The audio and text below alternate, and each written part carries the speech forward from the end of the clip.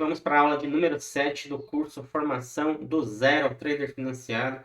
Você está chegando na metade do curso. Parabéns para você que está se esforçando e estudando para se tornar um trader profissional. E hoje vamos falar dos impactos da geopolítica no mercado financeiro. Nós abordamos de uma forma resumida na aula 3 de contexto macroeconômico e hoje vamos destrinchar esse assunto e o que seria, né, a geopolítica e por que ela impacta os mercados financeiros. Bom, a geopolítica é o estudo da influência de fatores geográficos, econômicos e políticos nas relações entre os países, também chamado de diplomacia. No mercado financeiro, qualquer conflito, eleição, sanção ou acordo comercial ou instabilidade política afeta diretamente o preço das ações, commodities e valores das moedas frente ao dólar, principalmente. Também mexe com o apetite ao risco dos investidores. Em momentos de turbulência, há uma corrida por ativos de segurança, como o ouro, o petróleo, e também influencia a entrada ou a saída de capitais em países emergentes, que são considerados investimentos especulativos. Um simples discurso, né, de um líder mundial pode gerar volatilidade em minutos, como entrevistas de Donald Trump, Jerome Powell, presidente do Fed, Scott Bessent, o secretário de Tesouro americano.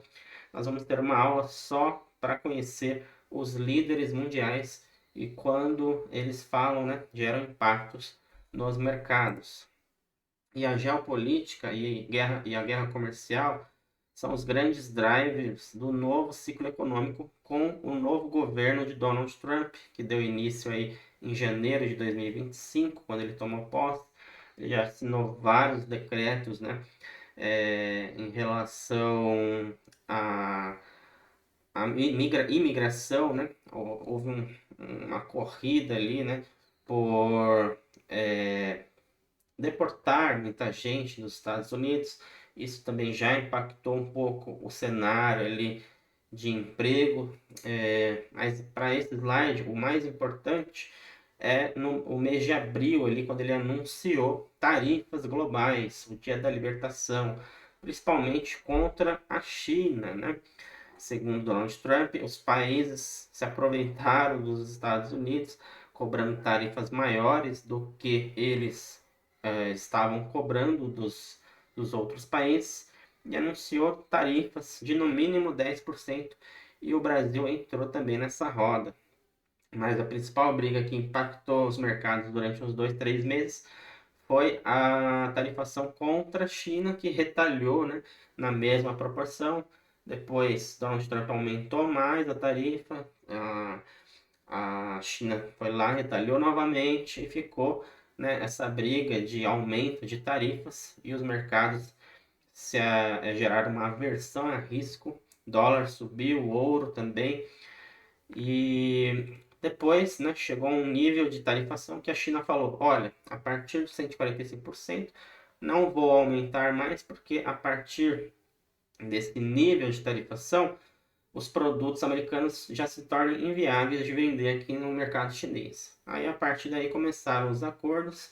Teve um encontro na Suíça entre líderes chineses, né, que fazem parte da comitiva ali uh, da comitiva econômica, né, da China com a comitiva econômica dos Estados Unidos, e chegaram a um acordo ali, começaram a encontrar uma tarifa que seria melhor para os dois lados. E os mercados voltaram à normalidade, né, chegando nas máximas novamente. Ainda falando sobre o ciclo econômico do governo Trump, ele tarifou setores específicos, né, como o setor automobilístico, tarifando em 25% automóveis importados, e o aço também, que é uma commodity muito importante para a indústria americana. Era uma promessa de campanha de Donald Trump, né, fortalecer o setor industrial novamente, porque, segundo ele, grandes empresas da indústria foram para outros países para produzir mais barato e exportar para os Estados Unidos com baixa tarifa. Então, uma medida que ele encontrou de fortalecer novamente é tarifar empresas que exportam para os Estados Unidos. Empresas não, países, mas que indiretamente afetam as empresas, né?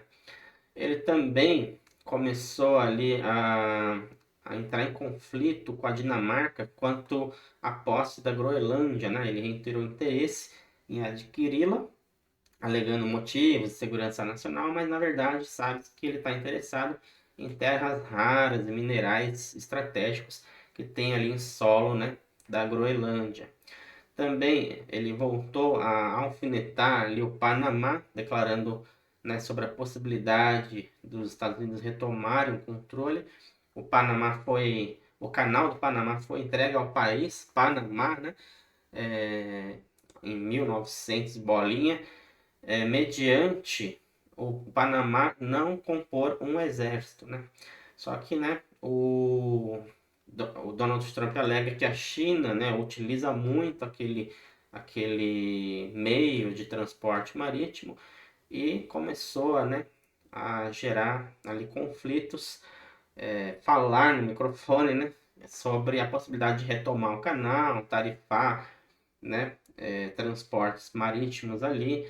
E isso gerou, né, de certa forma, uma preocupação na região. Já não se fala muito disso, mas tem que ficar no nosso radar. O conflito entre a Rússia e a Ucrânia, né, apesar de ele prometer acabar com a guerra em apenas um dia, Trump ele enfrenta dificuldades até hoje aí de selar um acordo de cessar-fogo definitivo na região, enquanto novas ofensivas ocorrem a todo momento, né, seguindo e aumentando as tensões. Agora, né, nesse mês de agosto, o Donald Trump encontrou o Vladimir Putin no Alasca, né, para uma reunião, não chegou a nenhum acordo, mas conseguiu, né, um possível encontro entre Zelensky e Putin, sendo o Trump ali o intermediador entre as duas partes. Há conversas rolando, mas não se sabe, né, se vai ter um cessar-fogo mesmo e o conflito segue em frente. Sobre conflitos no Oriente Médio, há um apoio dos Estados Unidos a Israel ali contra o programa nuclear iraniano. Inclusive, nesse ano também ocorreram, né, conflitos nesse meio. O Israel atacou o Irã uns dias antes dos Estados Unidos fechar um acordo de paz nuclear com o Irã. O Israel, sabendo que o Irã não iria respeitar esse acordo, foi lá e atacou, gerando ali um conflito de 15 dias. O Irã retalhou, né? Fechou seu espaço aéreo ali na região, gerou um certo conflito entre as duas partes. O petróleo subiu para quase $80 o barril, para ver como que isso afeta, né, os mercados financeiros diretamente. Acabou que os Estados Unidos entrou nesse conflito atacando bases nucleares do Irã, e o que esforçou, né, o Irã enfraquecido a levantar bandeira branca ali, né, viu que não ia ter forças para combater Israel, que também tem um exército, né, muito forte, o Domo de Ferro, que interceptou diversos mísseis, né, do Irã. E após o ataque dos Estados Unidos ali, o Irã baixou a bola e até então está tudo, né, tranquilo novamente até segunda ordem de ataque. O Brasil também entrou na dança das tarifações devido, né, o, o, a condenação contra o ex-presidente Bolsonaro, né? Houve a aplicação da lei Magnitsky ao ministro do Supremo Alexandre de Moraes, proibindo ali de usar serviços americanos, mesmo que em solo brasileiro. Então, se alguma empresa brasileira utiliza um serviço americano, principalmente financeiro, essa empresa não pode atender Alexandre de Moraes, algo assim. Então, isso gerou até uma insegurança jurídica entre o Supremo Tribunal Federal aqui. Flávio Dino, recentemente, nesse mês de agosto, anunciou que lei estrangeira não tem aplicação automática aqui nos Estados Unidos. Isso gerou, né, uma insegurança ali jurídica, principalmente nos bancos, em respeitar a legislação brasileira e ficar mal com os Estados Unidos, ou respeitar, né, a lei americana e ter problemas com a legislação brasileira. Então, os bancos perderam bilhões, né, de reais em um dia devido a esses problemas. Exportadores de commodities também tiveram muitos prejuízos, exportadores de carne, suco de laranja, café, e isso está desenrolando ainda. Parece que já teve algumas isenções para alguns produtos, principalmente produtos de aeronaves, né? A Embraer se beneficiou com isso, e segue rolando as negociações, para você ver que esses, né, essas medidas governamentais, né, sanções entre países gera movimentos no mercado financeiro. Mercados emergentes, reféns das economias dos Estados Unidos e China. Agora vamos tratar aqui de uma maneira geral os países emergentes como Brasil, Argentina, México, Índia e África do Sul possuem forte dependência econômica das duas maiores potências globais, que são os Estados Unidos e a China, né? E como essa dependência se manifesta nas exportações, principalmente, né? Grande parte das commodities, produtos agrícolas desses países emergentes que eu citei, vão para os Estados Unidos e China, né? Produzirem produtos manufaturados e venderem de volta para os países emergentes. Ou também, né? Commodities alimentícias, né? Também fazem parte do lucro, né, dos países emergentes, do PIB. Investimentos externos, decisões de juros nos Estados Unidos e estímulos econômicos na China podem definir mudanças no fluxo de capital estrangeiro para emergentes. Por exemplo, Estados Unidos decide o Banco Central americano decide cortar juros para estimular a economia. Por lá, os treasuries, que são os títulos mais seguros do mundo, vão pagar menos juros aos investidores. Isso faz com que, né, o grande investidor institucional reveja suas posições, pense em investir em um país como o Brasil, que está pagando mais juros, e vende dólar e compra nossa moeda brasileira, fazendo ela se valorizar frente ao dólar.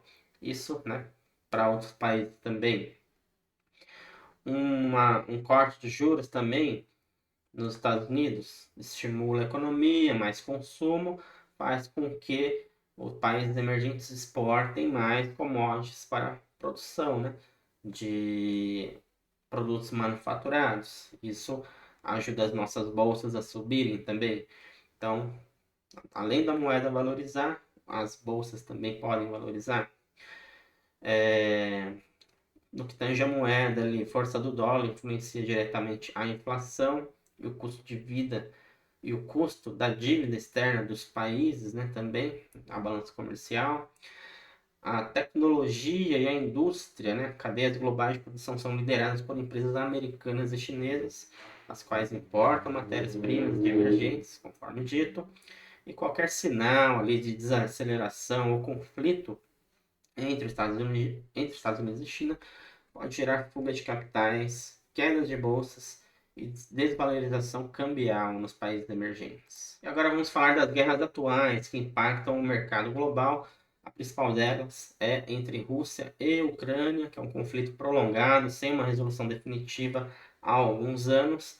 Tem impacto direto nos preços do gás, trigo e fertilizante. Há uma canalização de gás russo que vai para a Europa, que foi interrompida há alguns anos, fazendo com que a Europa tenha que comprar gás mais caro de outras regiões, gerando inflação na região da zona do euro e colocando o Banco Central Europeu ali entre a cruz e espadas em cortar juros para estimular a economia local, para você ver como que um impacto geopolítico, né, um conflito geopolítico, impacta diretamente a economia de uma região.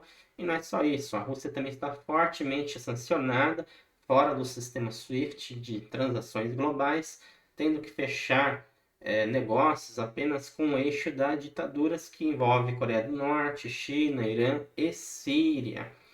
Também tem um conflito entre Israel e Irã e os grupos terroristas Hamas e Hezbollah, gerando, né, um risco no Oriente Médio recorrentemente, né, o que preocupa aí, os investidores quanto ao fechamento do Estreito de Hormuz, que é uma região ali do Pacífico, se eu não me engano, um oceano que vira um estreito, né, passa pelo lado do Irã ali. Se o Irã inventa de fechar esse Estreito de Hormuz, impacta todo o comércio global marítimo, fazendo com que empresas tenham que dar a volta pelo Cabo da Boa Esperança, gerando mais tempo de viagem ali para entregar produtos de forma marítima. Também o conflito que às vezes acende, né, é o Iêmen contra os Estados Unidos contra os Houthis, que é um grupo terrorista do Iêmen. Então, há ataques ali entre os rebeldes do Mar Vermelho, são os piratas, né, que atacam navios de comércio, e isso gera, né, uma interrupção na cadeia global de suprimentos, porque demora mais tempo para a chegada dos produtos, ou então as empresas têm que mandar seus navios por outras rotas marítimas, principalmente o Cabo da Boa Esperança, e isso afeta totalmente o comércio global por meio da navegação. Ainda falando das guerras atuais, a Síria, né, houve a queda do regime do Bashar al-Assad em 2024, mas o país ainda vive um vácuo de poder dominado por grupos rebeldes, a instabilidade continua, elevando os riscos geopolíticos na região, nada resolvido. Faz tempo que não ocorre, mas tem ali o conflito entre Taiwan e China, né, no Mar do Sul. Os Estados Unidos defendem Taiwan, né? É um ponto estratégico dos Estados Unidos na Ásia.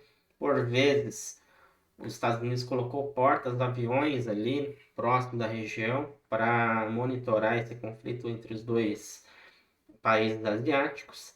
E ali é considerado um risco, né, para a indústria de semicondutores e tecnologia. Por isso que os Estados Unidos têm tanto interesse ali na região. E por vezes Coreia do Norte e Coreia do Sul, né? Estados Unidos também, Coreia do Norte odeia os Estados Unidos. Por vezes Coreia do Norte faz testes de mísseis e ameaças nucleares ali no mar. Como dito, a Coreia do Norte recentemente formou uma aliança militar com a Rússia. E não há um conflito armado, né? Mas há um ponto de atenção que deve ficar no nosso radar, né? Houve provocações de troca de balões com dejetos, papel higiênico entre Coreia do Sul e Coreia do Norte. Coreia do Sul mandavam balões com pendrives de músicas K-pop e a Coreia do Norte mandava balões com dejetos. Um conflito até que hilário, né? Mas essas pequenas provocações podem gerar uma coisa maior. Temos que ficar atentos. Qual que é o reflexo nos ativos, né? O reflexo desses conflitos geopolíticos nos ativos de mercado. Primeiramente, aqui nos ativos de segurança, o ouro, né? Ele é considerado um ativo de proteção, de hedge, como vimos lá nas primeiras aulas. Tradicionalmente, ele serve para hedge e ele sobe, né, em tempos de guerras, medos ou incertezas econômicas, porque é um refúgio, assim como o dólar. O petróleo também, o minério de ferro, né, é altamente sensível a conflitos geopolíticos, principalmente no Oriente Médio. Qualquer mudança na expectativa de oferta ou demanda faz o preço disparar ou arrefecer.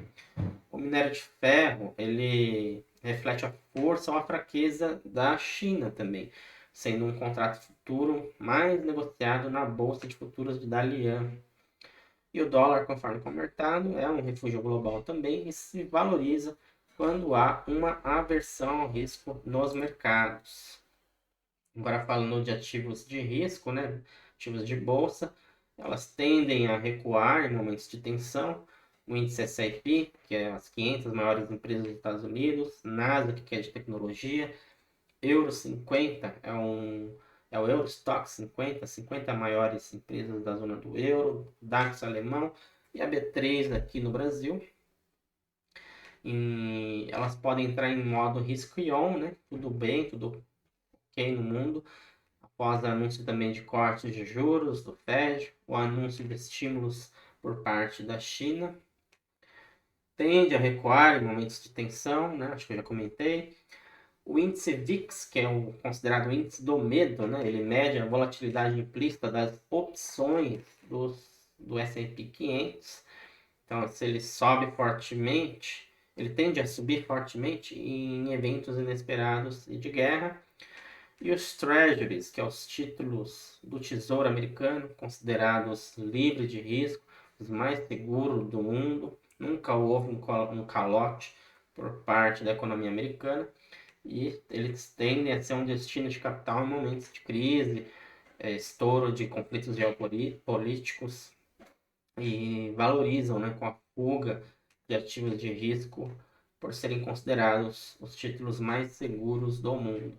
Então, o investidor vende bolsa e compra treasuries, ouro, contratos futuros de petróleo, em momentos de aversão a risco. E como ficar atento ao contexto macroeconômico e geopolítico, né?